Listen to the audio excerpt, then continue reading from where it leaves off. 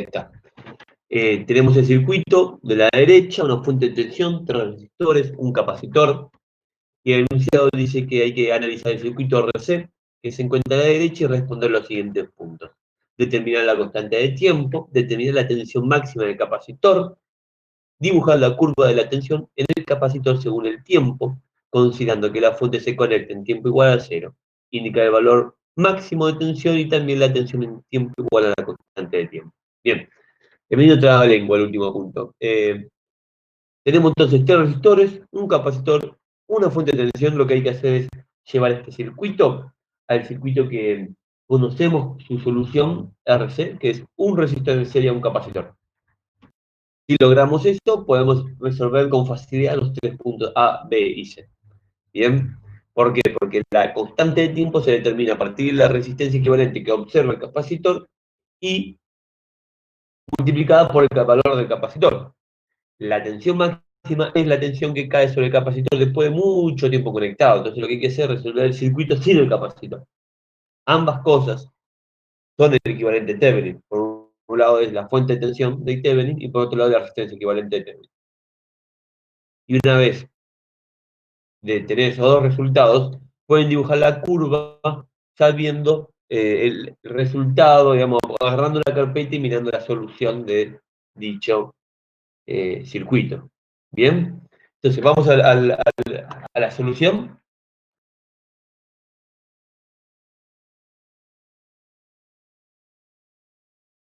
Espera un segundito.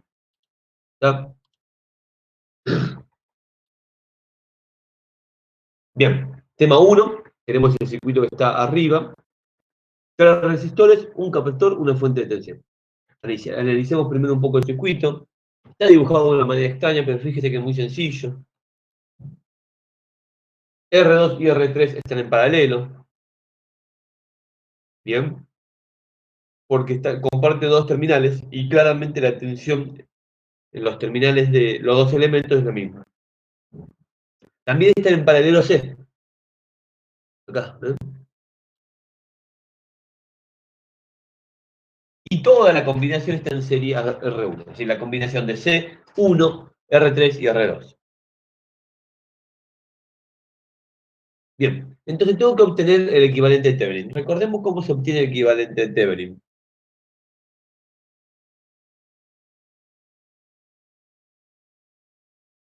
Ahí está. Tengo que sacar al capacitor, corto esos cables, los saco, y a partir de sacar ese elemento, desde estos terminales del capacitor que está marcado en verde, tengo que observar cómo es el circuito. Para obtener la resistencia equivalente de Thevenin tengo que cortocircuitar la fuente, además. Y entonces el resultado que me queda, lo voy a dibujar acá al costado, es R1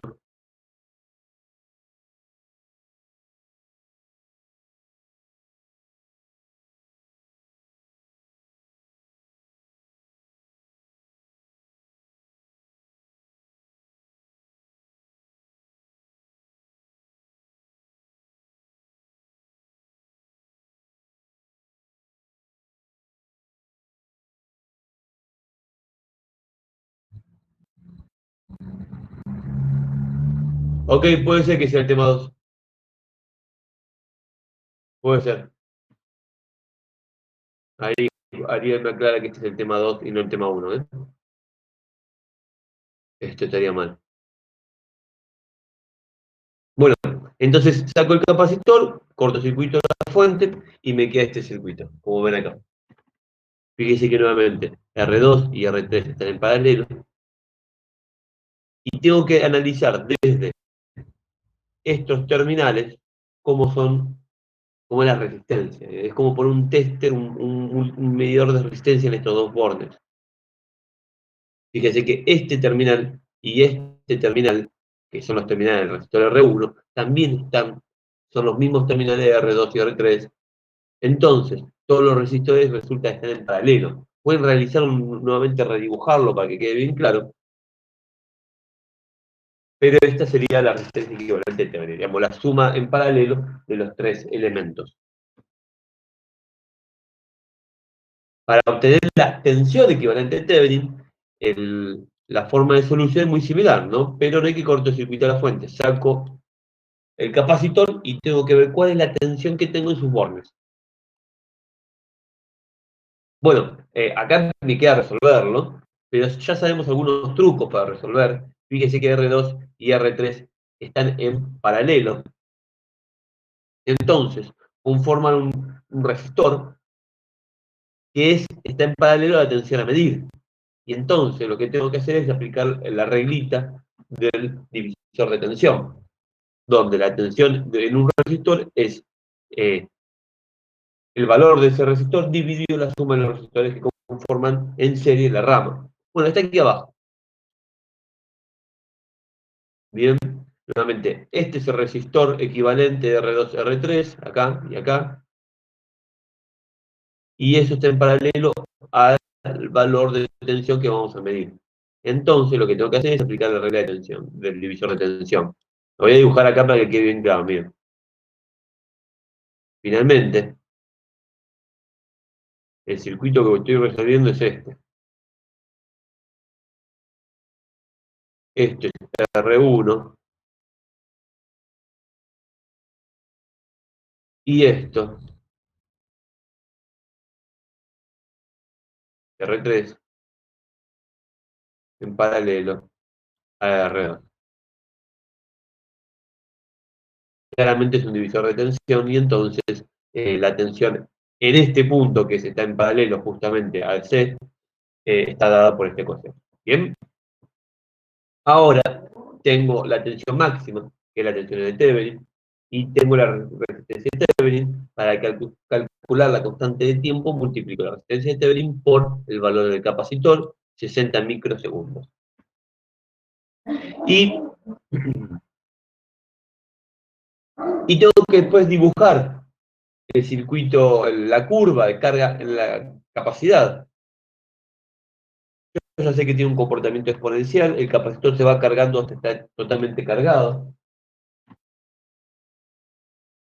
y, y se carga justamente a la tensión máxima, porque fíjese que cuando está totalmente cargado, ya no circula corriente, es como que no esté el elemento conectado, y entonces la tensión que me va a resultar es esta tensión máxima, que es la tensión de Thevenin, ¿bien? Por eso es que aquí tengo 2.4 volts. Después tengo que calcular, bueno, ya tengo la constante de tiempo y calcular cuánto es la tensión en ese valor. Esos son los 3 puntos característicos de una respuesta RC. Me queda también indicar que tengo los ejes, eso es muy importante, siempre lo tienen que hacer. En el eje vertical pongan la tensión del capacitor y pongan la unidad. Y en el eje horizontal el tiempo y también la unidad. ¿Hay alguna consulta al respecto?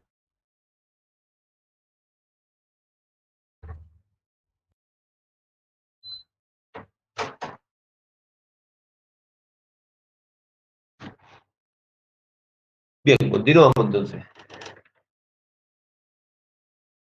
Bueno, el siguiente ejercicio es muy similar, solamente cambia el circuito propiamente. Fíjese que en este caso tengo que resolver entonces, para resolver el equivalente de Thevenin, nuevamente saco el capacitor, ¿bien? Y ahí observo la resistencia equivalente de Thevenin y la fuente de tensión de Thevenin.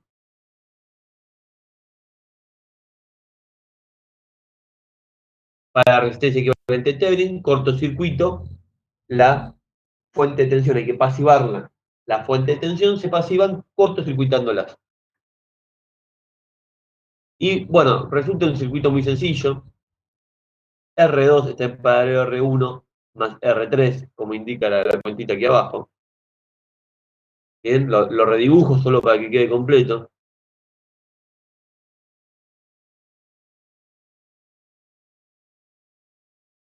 Ahí está.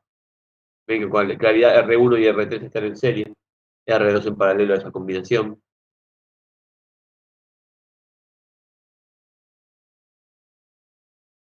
Después lo que hago es calcular la constante de tiempo, multiplico por el capacitor y después tengo que obtener también la tensión equivalente de Thevenin. Bueno, si se fijan, estos tres elementos están en serie. Entonces, para obtener la resistencia equivalente, la tensión equivalente de Thevenin, lo que tengo que hacer es directamente aplicar el divisor de tensión, pero con tres elementos equivalentes. Y me interesa la tensión en R2. Entonces, la tensión de Thevenin es R2 dividido R1 más R2 más R3. Nuevamente dibujo el gráfico, como lo expliqué anteriormente, indico la tensión máxima, la tensión igual, en un tiempo igual a la constante de tiempo, e indico correctamente los valores en los ejes.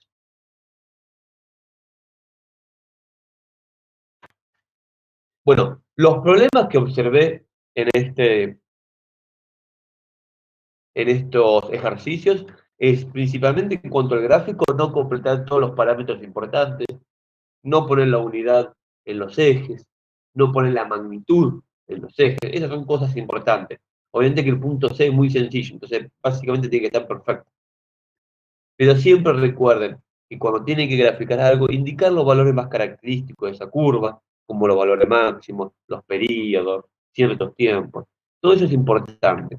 Y también es muy importante graficar la magnitud, mejor dicho, indicar la magnitud y la unidad de los ejes.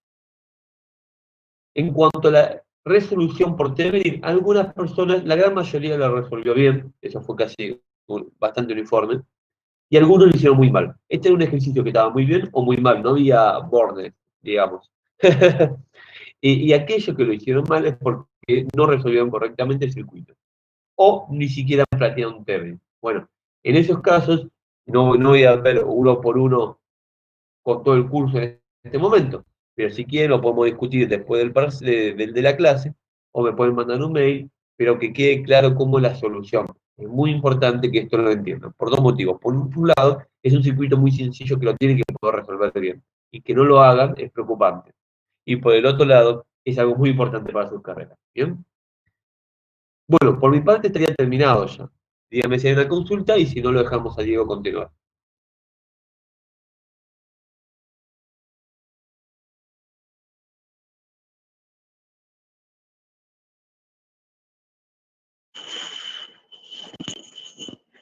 Bueno, digo yo.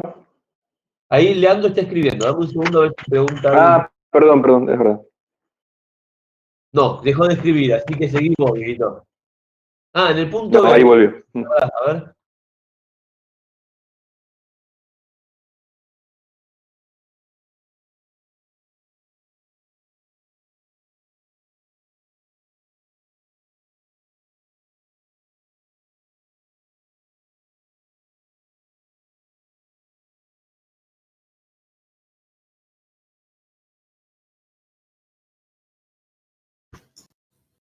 ¿Se escucha, profe? Sí, Leandro. Ah, joya.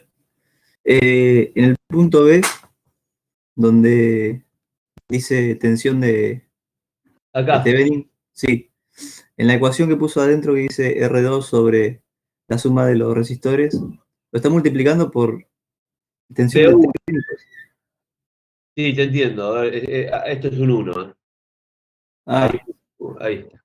Gracias. bueno. No, gracias. Gracias por encontrar el error. Punto a favor, Leandro.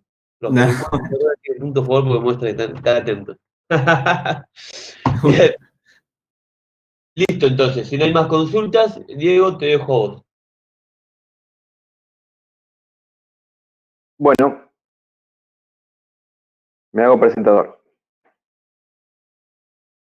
Esperen que voy a subir de vuelta la presentación esta para tener...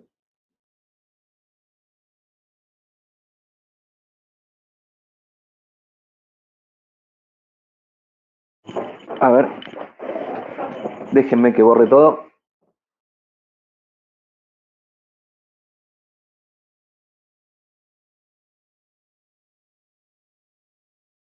Así empezamos de cero.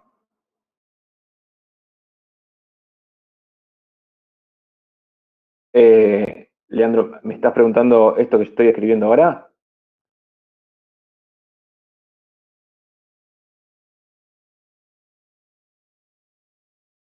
No, esto es queda grabado, está grabado. Si lo quieren ver, pueden volver a verlo, pueden volver a ver, pero la verdad que estos mamarrachos son muy feos como para que queden definitivamente en el campus, ¿bien? Bueno, ¿por dónde venía la mano? El problema de Ampère que tenían, lo que tenían que calcular un campo magnético en todo el espacio, y la mano venía por acá. A ver, tenían por un lado bueno,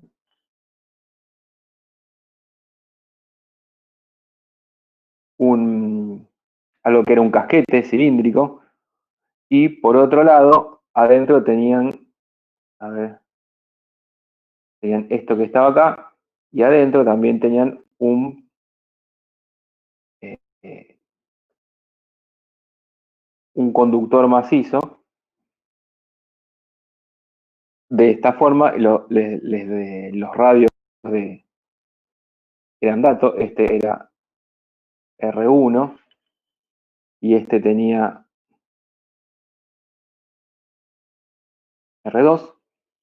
Y el dato que les daban era que, bueno, que tenían una corriente que circulaba en el conductor macizo en un sentido, y la misma corriente retornaba, ¿verdad? Esperen que toque algo. La misma corriente retornaba, la peor flecha de la historia es esta, por afuera, ¿bien? Esta corriente venía por acá. Bueno.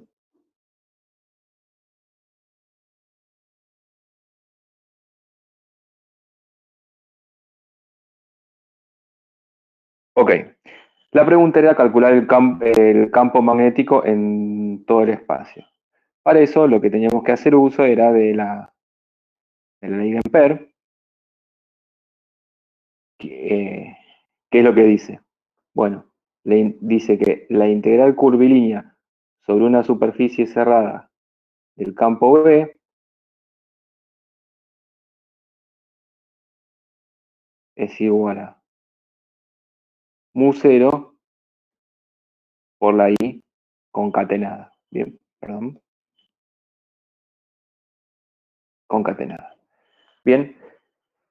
Lo primero que, de vuelta, más o menos parecido a lo que sucedía con Gauss, lo que esperábamos era que dieran algunos argumentos de por qué, de cuál iba a ser la dependencia de B, y con eso tenían que llegar a que B se podía escribir como una función que dependía del radio, igual que antes, pero apuntando en tita transversor. ¿Bien? Esto sí, esto no lo hizo nadie, ¿no? Pero bueno, son los argumentos que están en la presentación. Ok, entonces tenían que ir tomando lazos de corriente, los lazos de Ampère eran concéntricos a la distribución de corrientes que tenían en el problema. Si venimos acá, ¿qué vemos? Para la zona externa, o sea, si tomamos un lazo de integración, a ver, de este tipo, o sea, con un lazo de Ampère que está acá, lo que notamos es que la corriente total que enlaza es cero, ¿no? Porque dijimos que es la misma que sube por el conductor y baja por la malla, entonces la corriente total de esto es cero. Por lo tanto, ahí la primera conclusión que sacábamos, era que B de R mayor que R2, esto tenía que ser cero. Bien, este es el primer recuadrito que podían hacer fácil del problema. Después teníamos que estar adentro, ¿no? Cuando nos metimos adentro cuando usábamos una curva de integración que estaba entre el cilindro macizo y el casquete, ¿qué nos quedaba? Un segundo.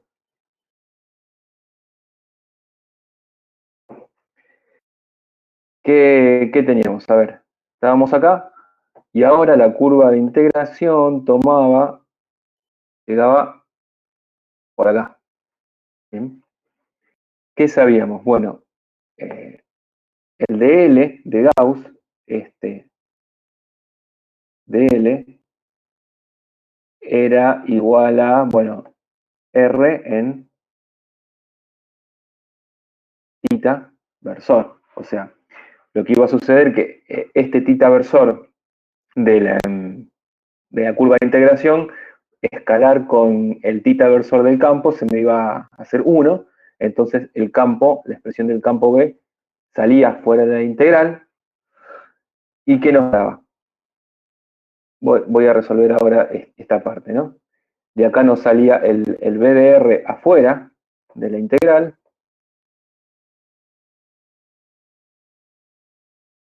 Mira.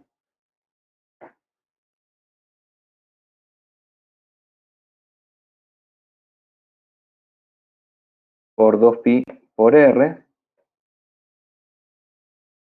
Y lo que nos quedaba era mu 0, y la I concatenada era la corriente total que teníamos subiendo por el conductor macizo. Finalmente, la respuesta B de R entre los dos casquetes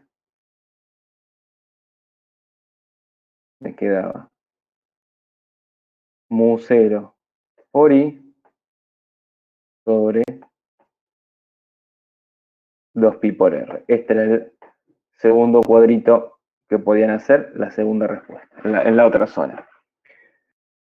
Bien, teníamos en la zona exterior, el primer cuadrito, la zona intermedia, este que está acá, y nos quedaba la zona interior.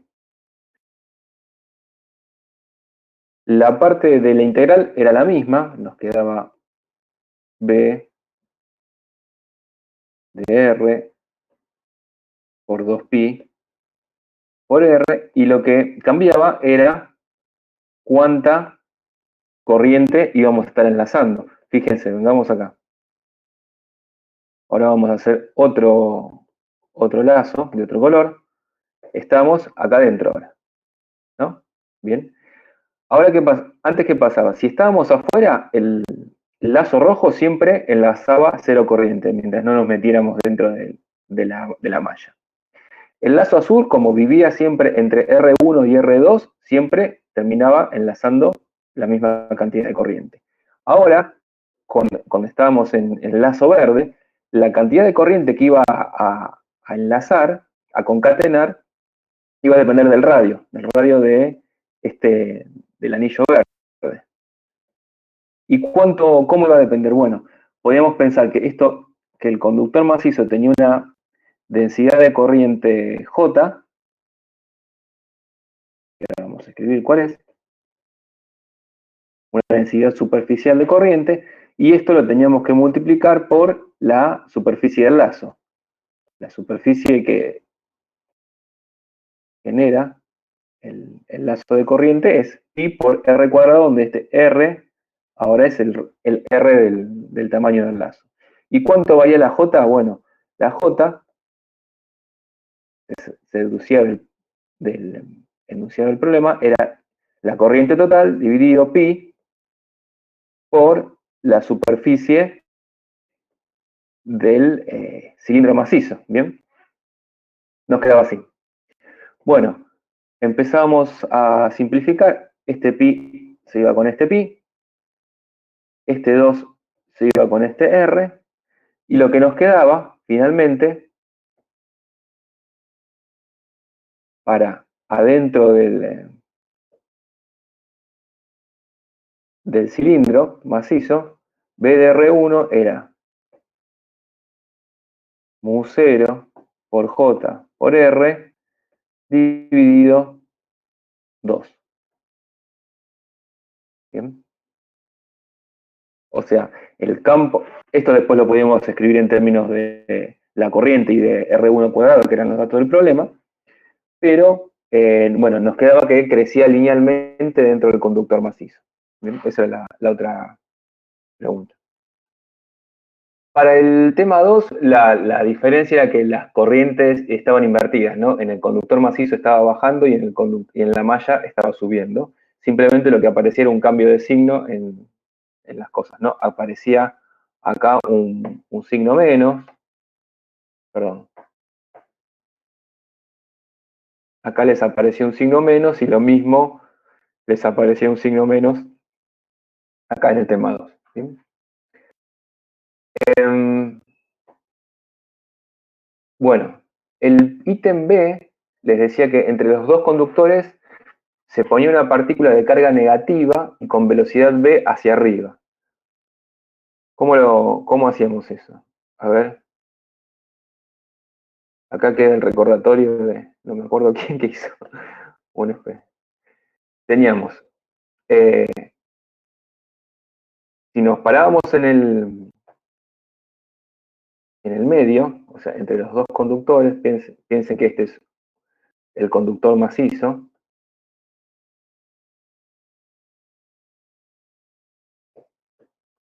Y pensemos que ahora este es la malla de afuera, ¿no? Bien. En este caso, si teníamos a la corriente subiendo, por acá arriba, el campo magnético, por la regla de la mano derecha, estaba entrando hacia la pantalla, ¿no? Nos quedaba el B, así. Y lo que nos decía el problema era que esto tenía, la partícula tenía una velocidad V hacia arriba. ¿Bien? Había que calcular la fuerza de Lorentz, hacer un dibujito, hacer un dibujo de cuál iba a ser la fuerza que iba a experimentar una carga que estuviera ahí en el puntito S. ¿Bien?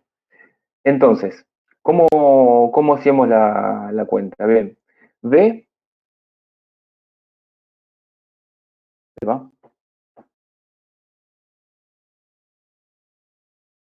B lo escribíamos como B en Z versor, ¿bien? La B velocidad. El campo lo escribíamos como un B, en realidad este B dependía de la distancia, no importaba para el caso, y ahora teníamos que hacer, ¿cómo era? Recordar que la fuerza de Lorentz era Q de velocidad vectorial del campo. ¿Bien? Entonces, haciendo la regla de la mano derecha, ¿cómo nos quedaba? V en Z por tita versor es tic, me quedaba en menos R, nos quedaba esto de acá, nos da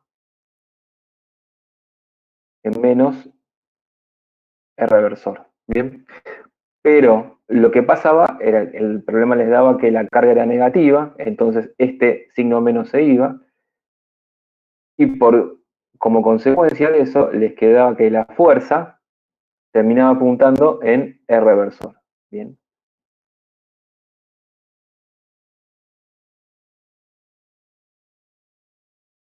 La fuerza terminaba siendo para allá, ¿bien? Este era el ejercicio. El tema 2 era muy simple, la verdad que estaban invertidas las corrientes y en vez de la velocidad en Z que les daba una velocidad radial, bueno, era un producto vectorial un poquito distinto, pero nada más que eso. ¿Ok? ¿Tienen preguntas?